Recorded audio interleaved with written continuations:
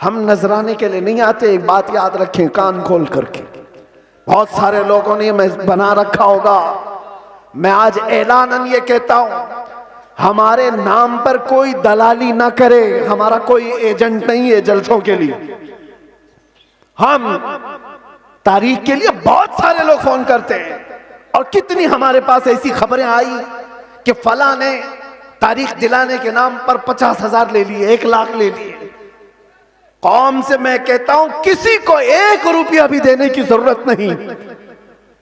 अल्लाह रब्बुल इज्जत ने हमें जितना अता किया वो बहुत है, बहुत है। मैंने जलसों को कभी भी जरिए माश नहीं बनाया है। अल्लाह शाहिद है, अल्लाह शाहिद है। किसी भी जगह हमने कभी कोई डिमांड नहीं किया। लेकिन आज से मैं कहता हूं मकामी उलमा को पहले खुश रखो। अगर वो खुश रहे तो दीन का मिजाज बना रहे, और अगर उनको इस हालत में रखे हो कि उनको देखो तो लगे कि यतीम है, बेसहारा है, लावारिस है, किसने इनकी हालत बना रखी है? ये जेबों पर लोगों की नजर क्यों डालने लग गए? तुमने खुश नहीं रखा। तनख्वाहों में कटौती ऐसी करते चले गए कि उनको एक एक पाई के लिए तरसाते रह गए। मैं जानता हूं कई इमाम ऐसे हैं जो मस्जिद के दिए हुए छोटे से घर में अपनी पूरी जिंदगी गुजार कर चले गए। मदरसे में मुख्तसर सी तनख्वाह पर 40 साल पढ़ाते रह गए। हाल इस निज़ाम पर मैंने थोड़ी सी गुफ्तगू इसलिए की कि उलमा को हकीर मत समझो। या उलमा ज़वील एहतराम अगर दीन के नाम पर तुमसे कुछ तलब कर रहे हैं तो सारे लोगों को एक कैटेगरी में मत शुमार करो। एक जुमला मैं आपसे कहता हूं, तवज्जो से सुनना। हर दाढ़ी वाला चोर नहीं होता, लेकिन चोर दाढ़ी रख लेता है। चोर अपनी चोरी छुपाने के लिए दाढ़ी रख लेता है। हाँ, इस फार्मूले को समझ करके चलें और इसको हर जगह फिट ना करें। दाढ़ी वाले को देख करके हिकारत से देखना मेरे अजीजों, हरगिज नहीं। कुछ चोर अगर इस तरह के लिबास पहन लें तो ऐसा थोड़ी ना होता है कि हम ये भी तो नहीं कह सकते कि हर चाय वाला चोर है।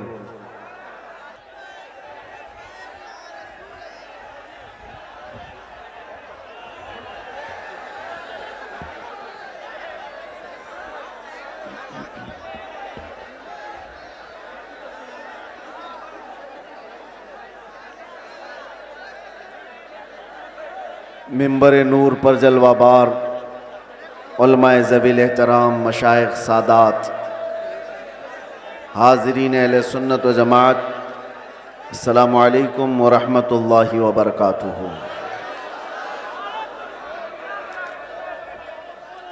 अल्हम्दुलिल्लाह, अल्हम्दुलिल्लाहिल हन्नानिल मन्नान अल्लज़ी खलक़ल इंसान व अल्लमहुल बयान, वस्सलातु वस्सलामु अला रसूलिही सय्यिदिल इंसी वल जान व अला आलिही व अस्हाबिही ज़विल खैरि वल इहसान, अम्मा बअद। फ़अऊज़ु बिल्लाहि मिनश शैतानिर रजीम, बिस्मिल्लाहिर रहमानिर रहीम। इन यंसुरकुमुल्लाहु फला गालिब लकुम व इन यख़ज़ुलकुम फमन ज़ल्लज़ी यंसुरुकुम मिन बअदिही व अलल्लाहि फल्यतवक्कलिल मुमिनून। सदक़ल्लाहु मौलानल अज़ीम। बारगाह रिसालत मुआब सल्लल्लाहु तआला अलैहि वसल्लम में दुरूद पाक का हदिया पेश करें। अल्लाहुम्मा सल्लि अला सय्यिदिना मुहम्मदिन मअदनिल जूदि वल करम व आलिही व अस्हाबिहिल किराम व इब्निहिल करीम व बारिक व सल्लिम सलातन दाइमतन सरमदन अबदा। फिर के गली गली तबाह ठोकरें सबकी खाई क्यों, दिल को जो अक्ल दे खुदा तेरी गली से जाए क्यों। जान है इश्क़ मुस्तफ़ा रोज़ फजू करे खुदा, जिसको हो दर्द का मज़ा नाज़े दवा उठाए क्यों। अज़ीज़ान गिरामी वक़ार,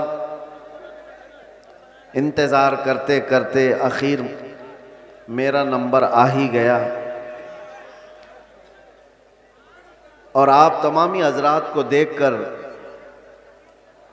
ऐसा एहसास होता है कि मैं जब इस जलसे में आ रहा था तो गाड़ी वालों से पूछ रहा था कि मुझे कौन से खेती में ले जा रहे हो, पगडंडियों से गुजरते हुए यहाँ आ रहे हैं।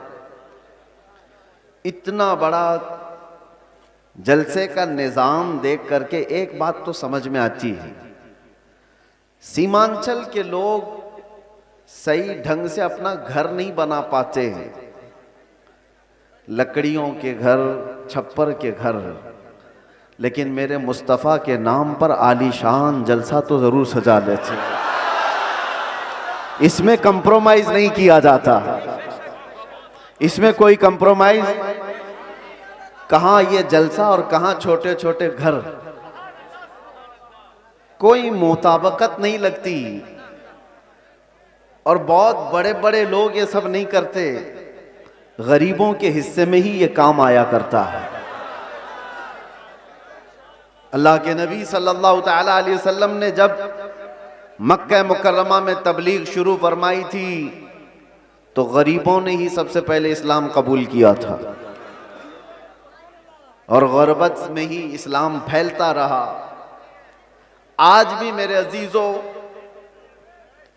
बिहार में बहुत सारे इलाके हैं, लेकिन हम बहुत दूर बैठकर यहाँ के इलेक्शन की धमक भी सुनते थे तो सीमांचल की बात ज्यादा सुनते थे। उसकी वजह क्या है?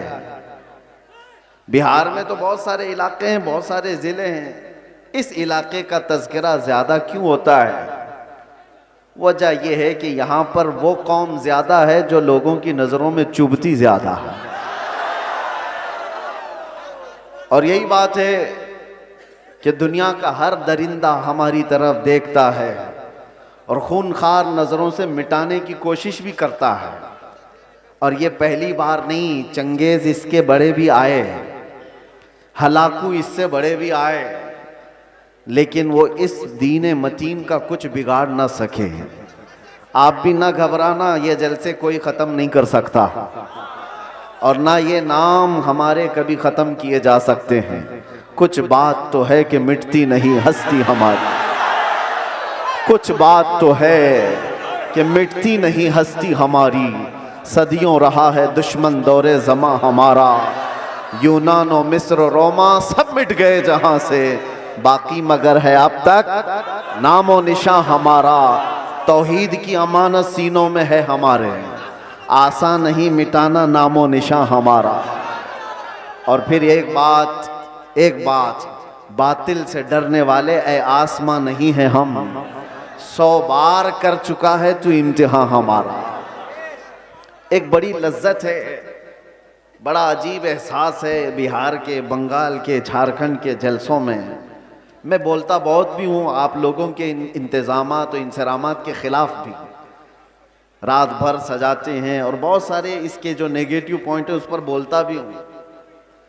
लाखों का खर्चा करते हैं, बिहार में जलसे ज़्यादा करते, इस पर बोलता भी हूँ। लेकिन दिल में एक एहसास ये भी होता है, जैसी तैसी है कौम, सर्कस में पैसा बर्बाद करने से मेरे मुस्तफ़ा के नाम पर तो लगाती है। किसी और जगह पर इनको छोड़ दिया जाए तो शायद पता नहीं मुजरे करने वालों को देखेंगे लोग। इंटरटेनमेंट की दुनिया है, यहाँ नहीं तो कहीं और महफिलें लगा देंगे। इसी बहाने कम अज़ कम यहाँ शोराए इस्लाम आते हैं, खुतबा इस्लाम आते हैं और ये एक एक लफ्ज़ पढ़ते जाते हैं, लोगों के दिलों में रस घोलते जाते हैं। जैसे तैसे ये दीन का निज़ाम इन जलसों के ज़रिए से कायम है। बहरहाल मेरे अजीज़ों, एक बात आप समझ करके चलना, यहाँ पर बैठकर तकरीबन 1 घंटा मुझसे पेशतर हज़रत मौलाना साहब ने चंदा भी किया बहुत मस्जिद के लिए। बहुत लोग समझते हैं कि मौलाना लोगों का काम ही क्या है, चंदा करना, रसीद लेके घूमते रहते हैं। तुम्हें अंदाज़ा है दीन का ये सारा निज़ाम अगर ये मौलवी नहीं होते तो पता नहीं तुम क्या कर रहे होते। ये मदरसे, ये मसाजिद की मीनार, ये सारी चीजें इन लोगों से कायम है। होते होंगे चंद चंदा खोर लोग, मगर आपको पता है एक एक पाई दीन के लिए ऐलान करके जमा करना ये उलमा की शान है। क्या उनके अंदर सेल्फ रिस्पेक्ट नहीं है? क्या मांगना उनकी बचपन की आदत है? नहीं, तुम्हारे दरमियान अगर वो हाथ फैलाते भी हैं तो दीन के नाम पर। मेरे मुस्तफ़ा करीम सल्लल्लाहु ताला अलैहि वसल्लम की शरीयत ताहिरा की बका के लिए मुझे बात याद आती है। मेरे वालिद गिरामी फरमाया करते थे, अल जामिअतुल अशरफिया मुबारकपुर आज हिंदुस्तान की एक ऐसी अजीम यूनिवर्सिटी का नाम है जिसके सामने ताजमहल की ऊंचाई भी फीकी पड़ती है। ताजमहल तो लोग टिकट देकर के देखने जाते हैं और फोटो खिंचवा कर आते हैं, मगर अल जामिअतुल अशरफिया वो ऐसी जगह है जहां इंसान बनाए जाते हैं। उलमाए रब्बानीन की एक बड़ी जमात पैदा होती है। जब उसकी तामीर का मसला था, बानी जामिया अशरफिया मुबारकपुर हुजूर हाफिज मिल्लत रहमतुल्लाह अलैह इसी तरह ऐलान कर रहे थे कि कोई है जो ला करके जामिया अशरफिया के लिए कुछ सुपुर्द करे। आपको मारहरा मुतहरा के सैयदजादे सैयदुल उलमा ने बिठा दिया और कहा, मौलाना आप बैठ जाइए, मैं सैयदजादा हूं लेकिन इस इदारे के लिए चंदा मैं करूंगा। आले रसूल हूं, मांगने की आदत नहीं, कभी नहीं मांगा। और उसके बाद जब सैयद मियां रहमतुल्लाह ताला अलैह ने ऐलान किया तो जाहिर सी बात है मुझे ये इलाका देख करके वो बात याद आती है। मौलाना तो 11,000 मांग रहे थे। वहां पर छोटा गांव था, छोटी बस्ती थी। जब मांगा जा रहा था चंदा तो एक बूढ़ी औरत एक मुर्गी का अंडा लेकर के आ गई थी। कहा मेरे घर में इसके अलावा कुछ है नहीं, ये चंदे में कबूल कर लीजिए। मुर्गी का अंडा, ये लोगों के जज्बात थे। और ऐसा नहीं है कि वो अंडा देख करके उसको भेज दिया गया कि इसका क्या किया जाएगा, उसको भी कबूल किया गया। और सैयद मियां रहमतुल्लाह अलैह ने फरमाया था, इस औरत ने ज़माने यूसुफ की याद दिलाती है। खरीदारों में उसका नाम आ जाए बस इसलिए हाजिर हो गई। बहरहाल इस निज़ाम पर मैंने थोड़ी सी गुफ्तगू इसलिए की कि उलमा को हकीर मत समझो। या उलमाए ज़वील एहतराम अगर दीन के नाम पर तुमसे कुछ तलब कर रहे हैं तो सारे लोगों को एक कैटेगरी में मत शुमार करो। एक जुमला मैं आपसे कहता हूं, तवज्जो से सुनना। हर दाढ़ी वाला चोर नहीं होता, लेकिन चोर दाढ़ी रख लेता है। चोर अपनी चोरी छुपाने के लिए दाढ़ी रख लेता है। हाँ, इस फार्मूले को समझ करके चलें और इसको हर जगह फिट ना करें। दाढ़ी वाले को देख करके हिकारत से देखना मेरे अजीजों, हरगिज नहीं।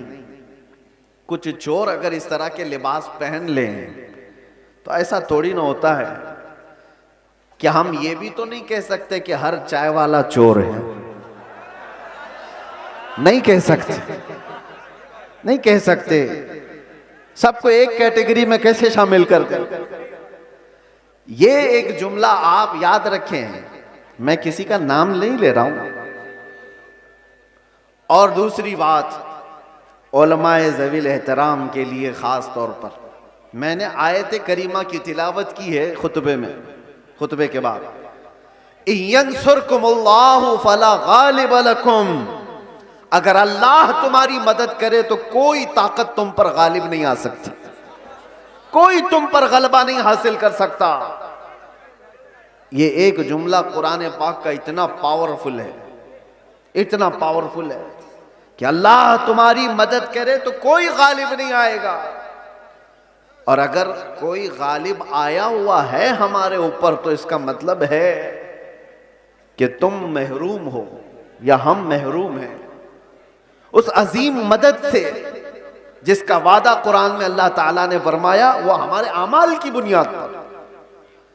मुर्शिद गिरामी हुजूर ताजुश शरिया रहमतुल्लाह ताला अलैह एक आयत की तफसीर फरमाते हुए हमसे कह रहे थे कि एक साहब आए और उन्होंने कहा कि हजरत हमारे गांव में बहुत फसादात हो गए, वायलेशन हो गया, लेकिन मुसलमानों को पकड़ पकड़ करके पुलिस ले जा रही है। 8-10 दिन हो गए, अभी तक थमी नहीं है ये गिरफ्तारियां।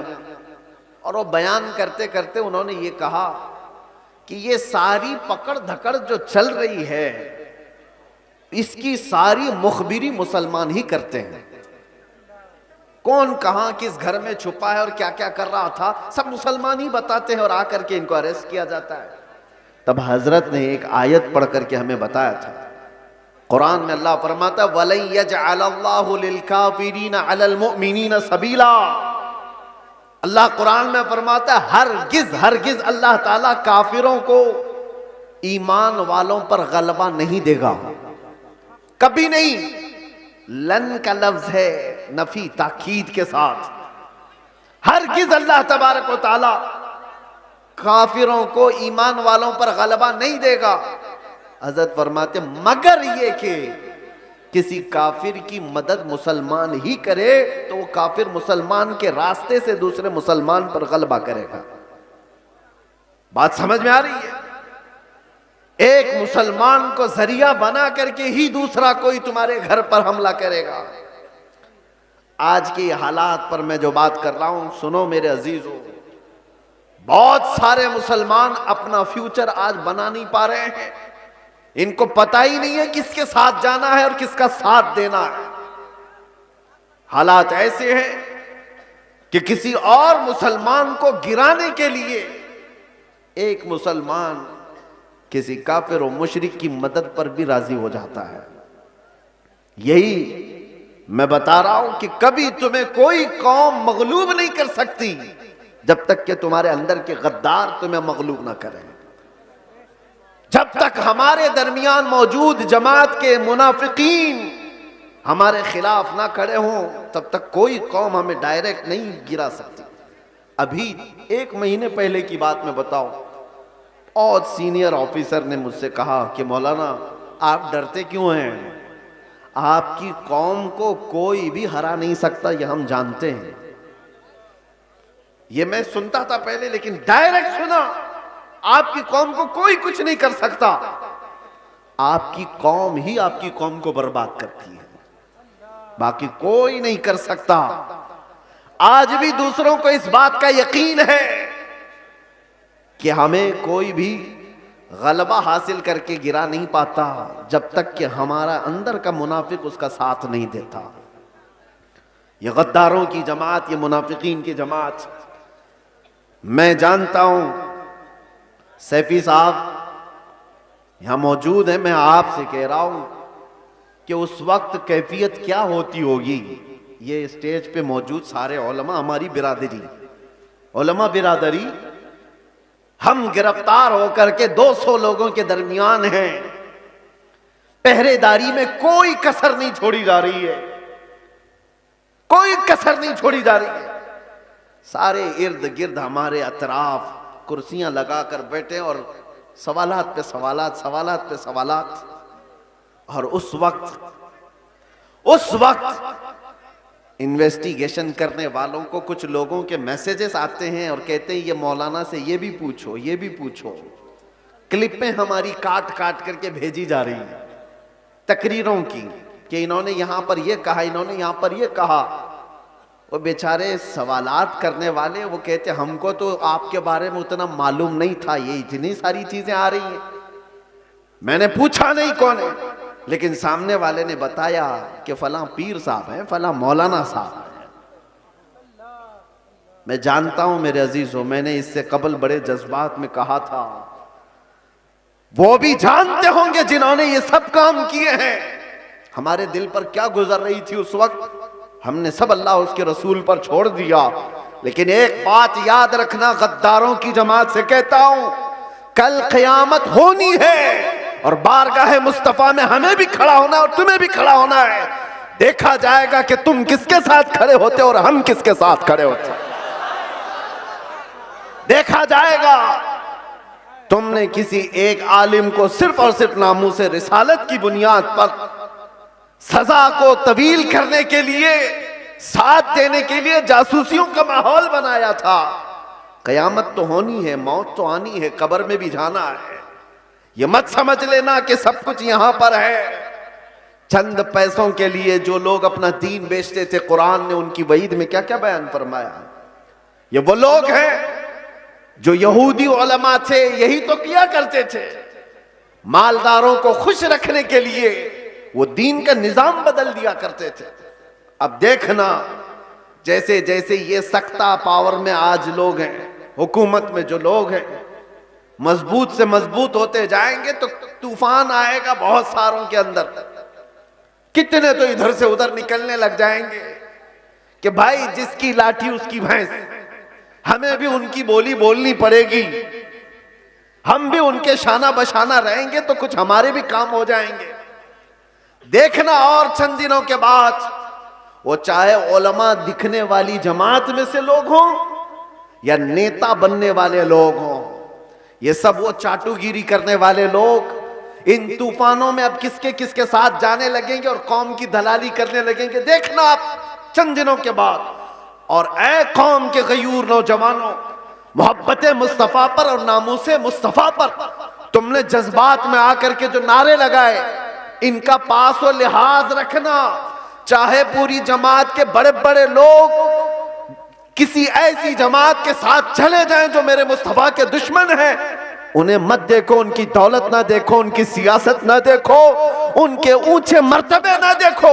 मैं गरीब ही सही, मेरे दामन में मेरे मुस्तफा की मोहब्बत काफी है।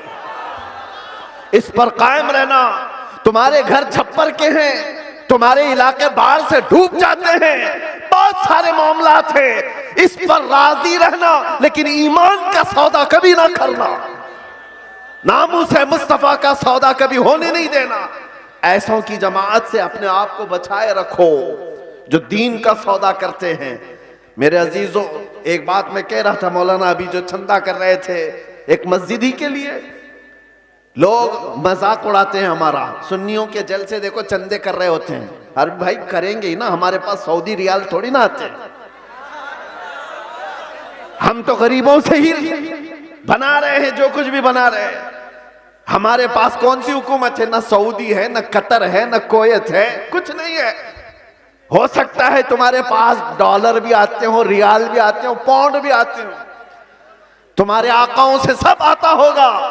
ये गरीबों की बस्ती में जो आता है इनकी मेहनत मजदूरी की कमाई से ही आता, और इसीलिए रियालों पर पलने वालों से डर कौम को, दुनिया को नहीं है, इन गरीबों की बस्तियों से लोगों को डर है कि इनकलाब पैसे के लालचियों से नहीं आता, ये ईमान पर जिंदा रहने वाली गरीब कौम से इनकलाब आता है। गुरबा से दुनिया डरती है। आपको पता है कैसर और किसरा की ताकत का अंदाजा लगा सकते हो? कैसर कहते थे रोम के बादशाह को, किसरा कहते थे ईरान के बादशाह को। ये उस जमाने की बात कर रहा हूं जब तकरीबन पूरी दुनिया में दो बड़े सुपर पावर हुकूमतें थीं। Super power, Persian empire, Roman empire. Roman empire कैसर, पर्शियन एम्पायर किसरा।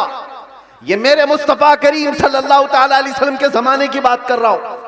और जब हुजूर पाक के जमाने से थोड़ा सा जमाना आ गया, सिद्दीक अकबर का, फारूक आजम का, मदीने से ये सहाबा की जमातें निकली थी और ये बात कर रहे थे कैसर और किसरा से मुकाबले की। सोचो, सीमांचल के गरीब लोग, बस्तियों में रहने वाले, जिनके यहां पक्की सड़क भी ना हो, और वो गांव के रहने वाले अगर ये कहे हम अमेरिका से लड़ने वाले हैं, रशिया से लड़ने वाले हैं, तो दुनिया मजाक ही तो करेगी। दुनिया क्या कहेगी? अरे तुम्हारे छप्पर के घर हैं और तुम बात कर रहे हो सुपर पावर से लड़ने की।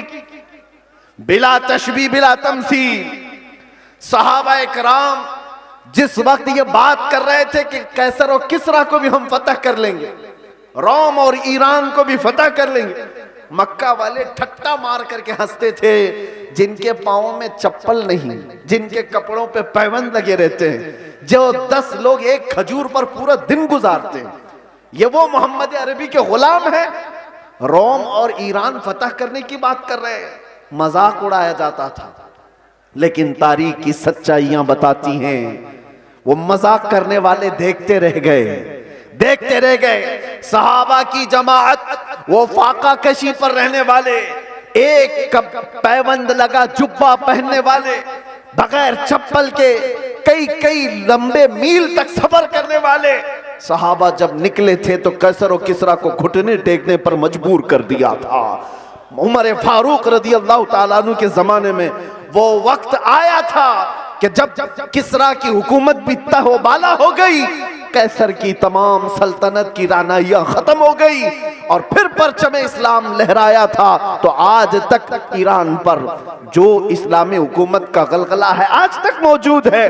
मैं आपसे कहता हूं कि दुनिया ने हमेशा ये देखा है मोहम्मद अरबी सल्लल्लाहु ताला अलैहि वसल्लम के गुलामों में इनको कमजोर देखा गया है, इनको गरीब देखा गया है, फटे पुराने कपड़ों में देखा गया है, उलझे बालों में देखा गया है। लेकिन जब इस कौम को जलाल आता है तो बड़ी बड़ी हुकूमतों के तख्ते पलट जाते हैं। इसी को इकबाल ने कहा था, निकल करके सहरा से जिसने उलट दिया था तख्ते रोमा को, सुना है कुदसियों से मैंने कि वो शेर फिर होशियार होगा।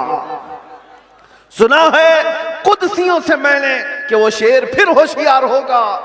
ऐ सुन्नियों, घबराने की जरूरत नहीं, मायूस होने की जरूरत नहीं, अपने आमाल बदलने की जरूरत है, अपने अखलाक बदलने की जरूरत है, ईमान की मजबूती लाने की जरूरत है। हमारे पास बचा क्या है? अभी जो चीज बची है वो मोहब्बत मुस्तफा, नबी करीम सल्लल्लाहु ताला अलैहि वसल्लम पर मर मिटने वाली जो कैफियत है, ये दुनिया की सबसे अजीम दौलत अल्लाह ने तुम्हें अता की, इसको बचाए रखो। ये भी अगर खत्म हो गई तो चलती फिरती लाशें हैं और कुछ भी नहीं बचा। हाँ, आपका एक सवाल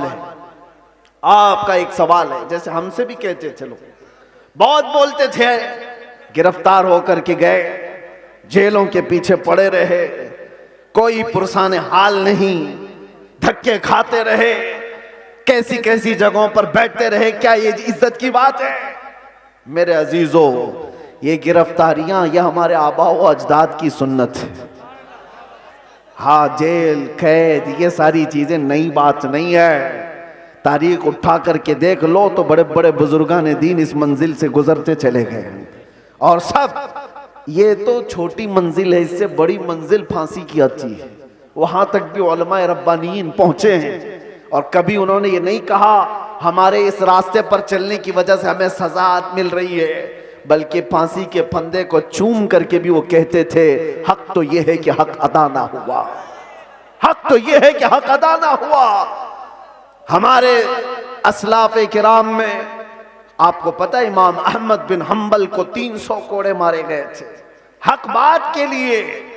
और आपको पता है हजरत इमाम मूसा काजिम इमाम जाफर सादिक के बेटे हैं, अहले बैत के बड़े इमाम हैं। 7 साल तक एक खलीफा ने आपको ऐसी जेल में रखा कि आपने सूरज नहीं देखा था। 7 साल, फिर जहर देकर के कैद खाने में ही मार दिया गया। इमाम मोहम्मद बिन हसन अस्करी 20 साल तक जेल की जिंदगी गुजार रहे। हजरत अहमद फारूकी सरहिंदी मुजद्दिद अल्फसानी 8 साल तक ग्वालियर की जेल में बंद रहे। अल्लामा किफायत अली काफी, इनायत अहमद काकोरवी, फजले हक खैराबादी, ये वो उलमाए रब्बानीन हैं जो अपने हक बयानी की बुनियाद पर जेल की सजाएं काटते रहे। लेकिन ये बात इसलिए मैं कह रहा हूं, जेल की सजाएं काटने के बाद न दीन पर कुछ फर्क आया न ईमान पर कुछ फर्क आया, इसलिए कि हमारा मानना यह है इस्लाम जिंदा होता है हर करबला के बाद। इस्लाम जिंदा होता है हर करबला के बाद। कुर्बानियां अगर देने का वक्त आए तो कुर्बानियां दोगे या नहीं दोगे? हुजूर पाक सल्लल्लाहु ताला अलैहि वसल्लम के नाम पर आजमाइशें आएंगी तो उन आजमाइशों के लिए तैयार रहोगे कि नहीं रहोगे? बस मैं ये नहीं कहता कि कुछ करने के लिए, जाने के लिए, उठने के लिए, बस बात इतनी है कि संभाले रखो अपने ईमान को और उलमाए रब्बानीन अपना काम करते रहे, हक बोलना ना छोड़ें, किसी जालिम के दबाव में आकर कभी भी वो अपनी जुबान को गूंगी ना करें। बल्कि वो हक बयान करते रहें। परेशानियां आएंगी, मसाइब आएंगे, ये तुम्हारे मरातिब को और बढ़ाते चले जाएंगे। किसी सेठ की चापलूसी में हक बयानी से आप दूर ना भागें, इसलिए कि सेठ न तुम्हें रिस्क देता है न तुम्हें हयात देता है। अल्लाह रब्बुल इज्जत रज़्ज़ाक़ हकीकी है, वही हयात व ममात का मालिक है। उलमाए रब्बानीन को भी ये चाहिए कि हालात ज़माना को देखें जरूर, लेकिन हक बात से आप अपनी जुबान को न रोकें, इसको चलते रहने दें। अल्लाह की गैब से मदद होगी और कौम के अंदर ईमान जिंदा रहेगा, कौम के अंदर बेदारी बाकी रहेगी। और अगर ये चुप हो गए तो कौम का एक बड़ा हिस्सा बुज़दिल बन जाएगा, कौम का एक बड़ा हिस्सा बुज़दिली का शिकार हो जाएगा। चंद उलमाए रब्बानीन ही सही, इन्हें चाहिए कि वो अपनी कुर्बानियों के लिए तैयार रहें। हमने रोटियां बहुत खाई हैं हुजूर के नाम पर, जलसे बहुत कर लिए हैं। लोग उलमा को आज जो नवाजते हैं, चाहे वो एक नजराने का छोटा सा लिफाफा ही क्यों ना हो, ये ना समझें कि आपकी टोपी दाढ़ी की वजह से, बल्कि मुस्तफा करीम की निस्बत की वजह से सारी कौम आपको नाइब रसूल समझती है। हुजूर के नाम पर हमें मिल रहा है, खा रहे हैं। आप नीचे बैठे, हम ऊपर बैठे हैं। ये ऊपर बैठना भी मेरे हुजूर की निस्बत की वजह से। ये मिंबर उलमा को जो दिया जाता है इसलिए कि नबी पाक के नायब है, और जब हुजूर पाक की बात आए तो आए काए ना किया करें। उलमा को चाहिए कि वो अपना हक अदा करें, अपना हक अदा करें। और हमने देखा है चंद वो लोग मसलहत और हिकमत की बात करते हुए हमें डराते हैं। मेरे अजीजों, मसलहत अपनी जगह पर, हिकमत अपनी जगह पर। क्या इमाम हुसैन को मसलहत नहीं मालूम थी?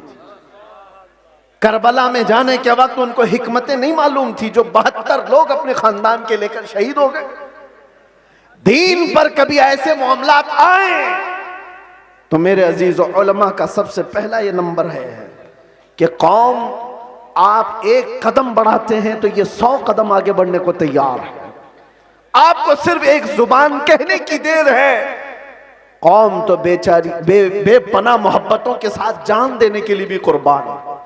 मैं अक्सर एक बात कहा करता हूं, आज से 4 साल पहले मैंने दिल्ली में उस पाखंडी को जो मुबाहले का चैलेंज किया था, और आपको पता है हमारा ऐलान पूरी दुनिया भर में फैला था कि हम आग में कूदने जा रहे हैं।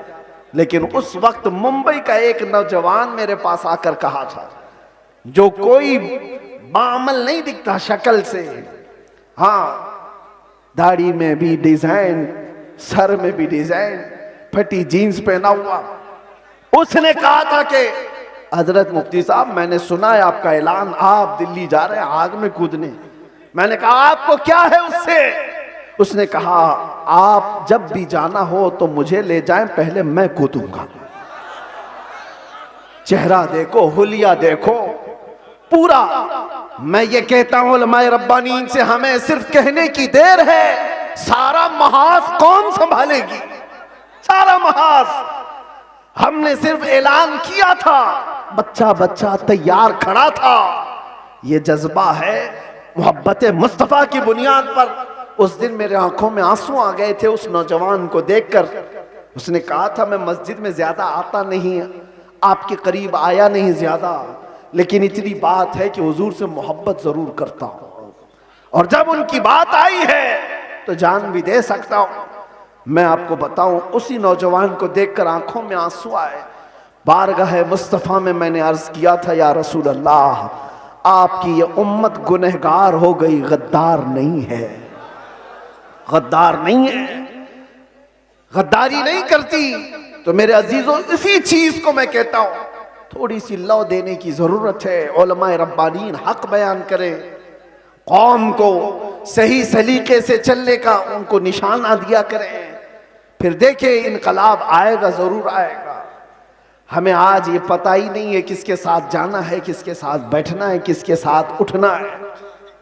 जो देखा उसकी तरफ चल पड़े, ऐसा नहीं होता। उम्मत मुस्तफा, तुम खैर उम्मत हो, हर कोई तुम्हारा आइडियल नहीं बन सकता, हर कोई तुम्हारा रोल मॉडल नहीं बन सकता। तुम्हारा रोल मॉडल खालिद बिन वलीद हो सकता है, तुम्हारा आइडियल सलाहुद्दीन अय्यूबी हो सकता है। अरे गैरे नत्थू खेरे को देखोगे तो बुज़दिली तो आएगी। फिल्मों में नाचने वाले तुम्हारे आइडियल बनेंगे, तुम उनके फैन हो, उनकी तरह कपड़े पहनने की कोशिश करोगे, उनकी तरह लाइफस्टाइल बनाने की कोशिश करोगे। याद रखो वो जहन्नम में जाएंगे तो साथ तुम्हें भी लेकर जाएंगे। हाँ, लाइफस्टाइल बनाना है तो मेरे मुस्तफा के गुलामों की लाइफस्टाइल बनाओ। वो सहाबा रिदवानुल्लाहि ताला अलैहिम अजमाइन जो दुनिया के सबसे अच्छे इंसान थे इस रूए जमीन पर, वो हमारे रोल मॉडल है, वो हमारे लिए आइडियल है। कौम को ये मैं कहता हूं, सहाबा को पढ़ो, उनकी सीरत पढ़ो। रोजाना इंटरनेट का जमाना है, सर्च करो मेरे नबी पाक सल्लल्लाहु ताला अलैहि वसल्लम के सहाबा की सीरत। आज से ये पाबंदी कर लो कि कम से कम 100 सहाबा की सीरत, उनकी तारीख में पढ़ के रहूंगा। मेरे अजीजों, मिल जाएगा आपको सब कुछ, और फिर देखना आपकी जिंदगी में इनकलाब कैसे आएगा, कितनी चेंजिंग आएगी, कितना बदलाव आएगा। 24 घंटे में 18 घंटे तो फेसबुक की रील्स वगैरह देखने में गुजार देते हो, इंस्टा के रील्स देखने में गुजार देते हो, फेसबुक के वीडियोस देखते हुए यूट्यूब में मगन रह जाते हो। काश उसका आधा वक्त तुम रसूलुल्लाह के दीवानों को पढ़ने में लगाओ, फिर किसी और चीज की तुम्हें जरूरत ही नहीं। मेरे अजीजों, इतने बड़े जलसों की भी तुम्हें हाजत नहीं पेश आएगी। तुम अपनी जिंदगी को मेरे नबी पाक के गुलामों को पढ़ करके खुद समझ जाओगे, क्योंकि मेरे आका ने फरमाया अस्हाबी कन्नुजूम बिअय्यिहिम इक्तदैतुम इहतदैतुम। मेरे सहाबा सितारों की मानिंद हैं, तुम जिसकी भी पैरवी करोगे हिदायत पा जाओगे, जिसके पीछे भी चलोगे तुम हिदायत पा जाओगे। आज के हालात की बुनियाद पर बुज़दिली जो आ रही है उसको खत्म करने की मैं बात कर रहा हूं, दोनों तरफ, यहां से भी और वहां से भी, दोनों जगह से। और उन सेठों से भी मैं कहता हूं जिनको अल्लाह ने थोड़ा माल दिया है, तुम अपने माल का गलत इस्तेमाल ना करो। और किसी के पास माल आ गया है तो सबसे पहला वो क्या काम करता है, उलमा पे हुकूमत जमाने की कोशिश करता है। वो चाहता है कि सारे मौलाना मेरे इशारे पर चले। ये सारे सेठों का मिजाज बनता चला गया। मौलाना साहब मस्जिद में वही बयान करेंगे जो मैं चाहूंगा। तुम्हारा दीन चलाओगे कि मेरे मुस्तफा का दीन? और जिन लोगों का ऐसा मिजाज बनेगा वो मेरे मुस्तफा की शरीयत नहीं चला रहे, अपनी तबीयत चला रहे हैं, उनका ठिकाना भी बहुत बुरा होगा। वो अंजाम समझ करके चले। माल आने के बाद, पैसा आने के बाद उलमा की जुबानों को रोक लगाने के लिए अपने माल का, अपने पावर का इस्तेमाल ना करें। हाँ, उनसे रिक्वेस्ट करें, इल्तिजाएं करें कि आप इस मौजू पर कहें, इस मौजू पर, लेकिन बंदिशों के साथ।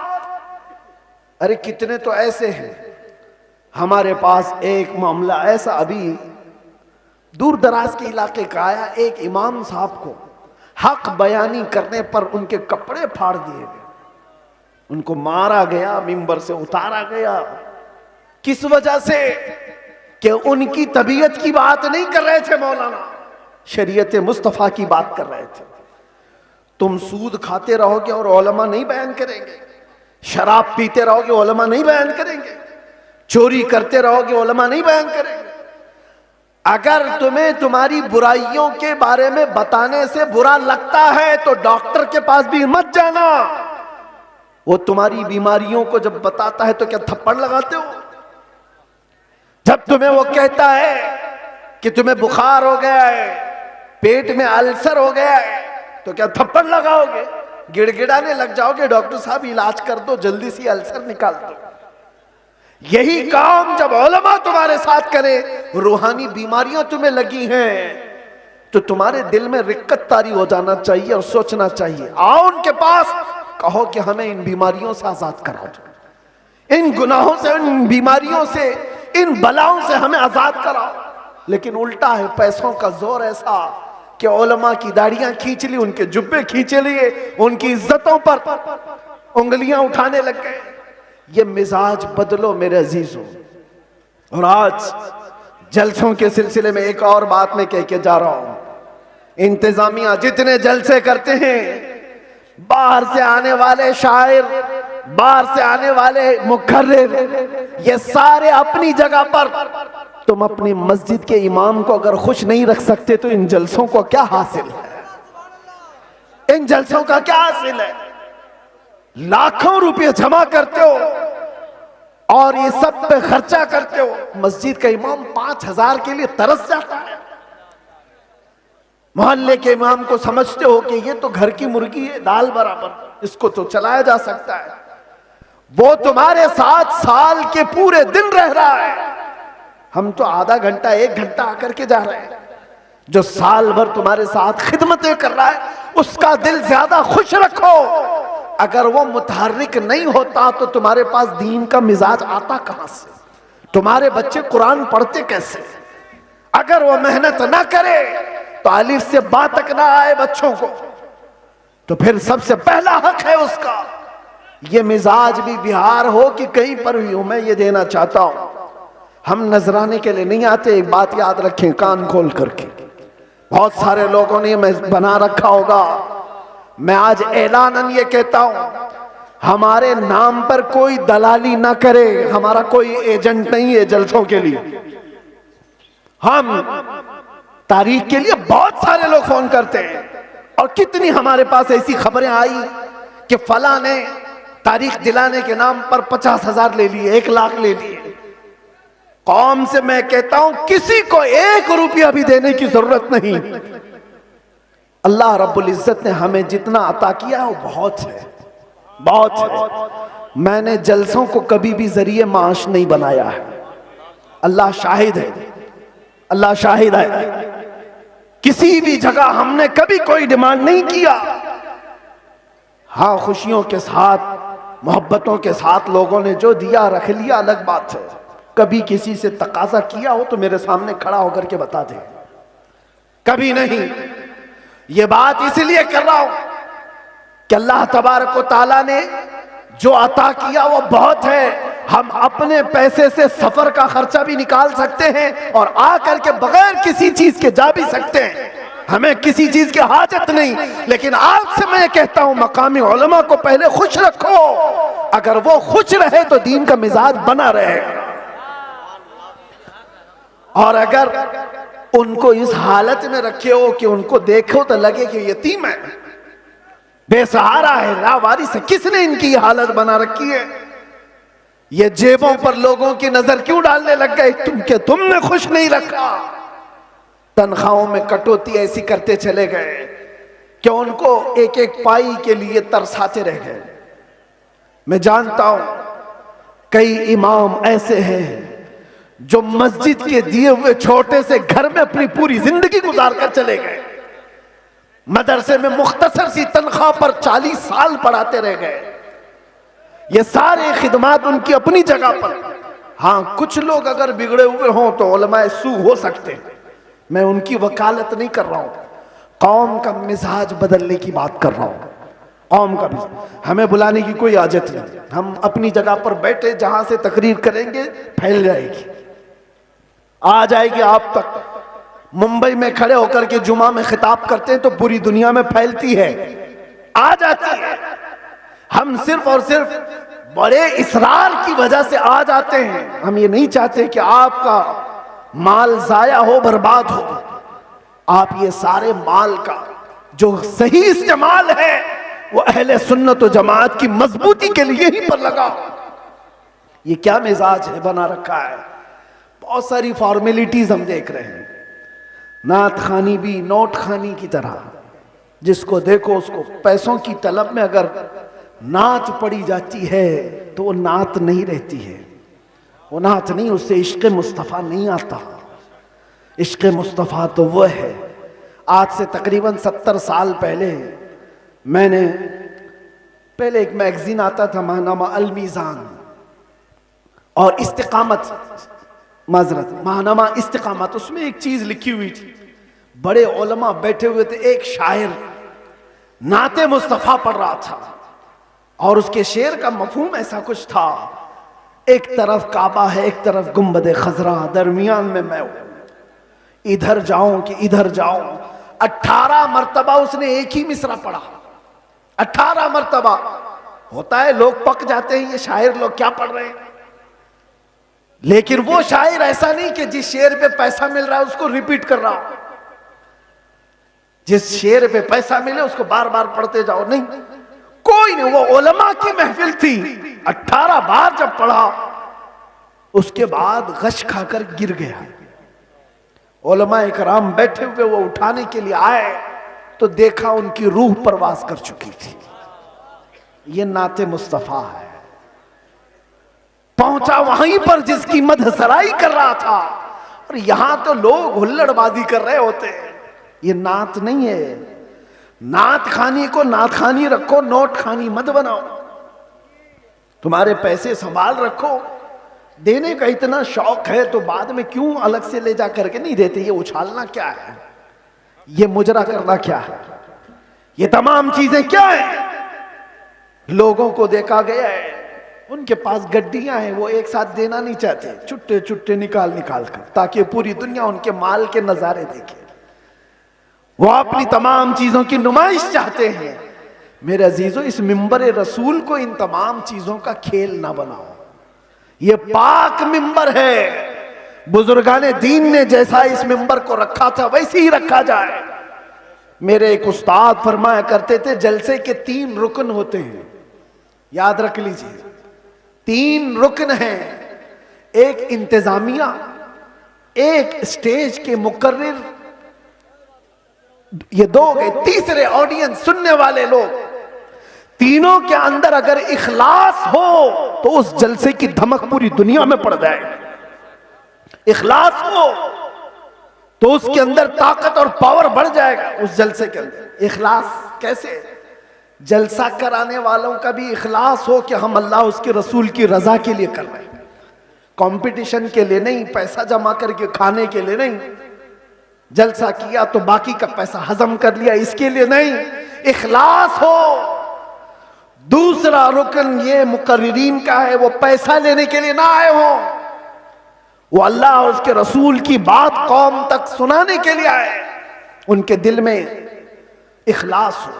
तीसरा, सुनने वाले भी सर्कस देखने ना आए हो, एंटरटेनमेंट करने ना आए हो, वो अपना घर बार छोड़ करके अल्लाह उसके रसूल के लिए आए हो।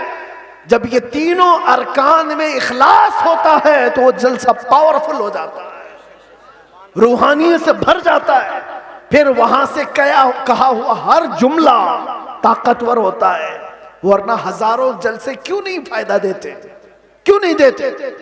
कहीं तो कोई मिस्टेक है, कहीं गड़बड़ है, इनकी इस्लाह की जरूरत है। कंपटीशन में जलसे ना करो। तारीख लेने वाले लोगों की कतार है।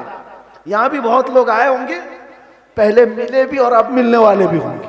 उनसे भी मैं कहता हूं, एक इलाके में अगर कहीं हो गया तो सारे साथ मिलकर क्यों नहीं साथ देते? नहीं हजरत, हमारा गांव अलग है, हमारा गांव अलग, उसी गांव में तारीख दो। नहीं हजरत, हमारी कमेटी अलग है, कमेटी भी अलग करना चाहती, गांव भी अलग करना चाहता है। किस लिए? मेरे अजीजों, इखलास पैदा करो। ये दीनी काम दिखावे के लिए नहीं होते, ये दीनी काम इखलास के लिए, अल्लाह के रसूल की इस शरीयत ताहिरा की हिफाजत के लिए। बहरहाल मैंने जो कुछ भी कहा आप लोगों के मिजाज से हट करके कहा। हो सकता है कड़वी लग जाए बात, लेकिन बीमारियों की दवा कड़वी होती है। बुखार की गोली कड़वी होती है, निगल जाओ तो फायदा है, उगल जाओ तो बुखार बढ़ता जाएगा। इसलिए उलमाए रब्बानीन, जलसे के मुंतजिमीन और अवामुन्नास, सब के लिए मैंने ये बात कही है। अल्लाह ताला सबसे पहले इन सब बातों पर मुझे अमल की तौफीक अता फरमाए और सारी कौम को अमल की तौफीक अता फरमाए। मेरे अजीजों, अखीर में आओ, मैं अपनी गुफ्तगू समेटते हुए ये बात कहूँगा, अब इस दुनिया में हमारी बची हुई जिंदगी में कुछ भी नहीं रहने वाला, सब चीजें छिन जाएंगी। एक चीज बाकी रहेगी, वो कब्र तक भी रहेगी और हश्र में भी रहेगी। वो चीज है जिसको मैंने कहा, जान है इश्क़ मुस्तफ़ा, रोज फजू करे खुदा, जिसको हो दर्द का मजा नाजे दवा उठाए क्यों। नौजवानों, इस बात पर अपनी जिंदगी गुजारो। तुम्हारी अपने शौक नहीं चलेंगे, तुम्हारी अपनी ख्वाहिशात नहीं चलेंगी, तुम अपनी मर्जी से यहां पर नहीं जियोगे, इसलिए कि जिंदगी तुम्हारी अपनी नहीं है। जिंदगी ये नहीं किसी के लिए, जिंदगी है नबी की, नबी के लिए। ना समझ मरते हैं जिंदगी के लिए, जीना मरना है सब कुछ नबी के लिए। लब्बैक या रसूल अल्लाह, लब्बैक या रसूल अल्लाह, लब्बैक या रसूल अल्लाह।